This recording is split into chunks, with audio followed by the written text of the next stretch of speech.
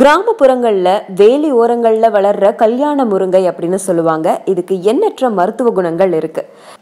சென்னையில இருக்க மாதவரம் பால் பண்ணை அடுத்து இருக்கிற இடத்துல இந்த கல்யாண முருங்கை நிறைய இருக்கு. இந்த கல்யாண முருங்கையில அப்படி என்ன விசேஷம் இருக்கு அப்படின்னு கேட்டா, இந்த முருங்கை குழந்தை பேரு அளிக்கும் அப்படின்னு சொல்றாங்க.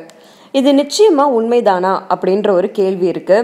குழந்தை பேருக்கு இந்த மரம் ஒரு வரம் அப்படின்னு சொல்றாங்க.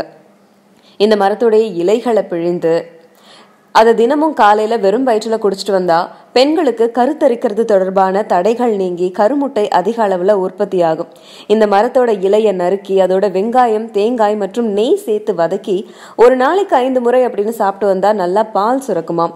இலையோட கஸ்தூரி மஞ்சள் சேர்த்து அரைச்சி பூழ்சி குளித்தீங்க அப்படின்னா சொறி சிரங்கு மாதிரியான வியாதிகள் குணமாகும்.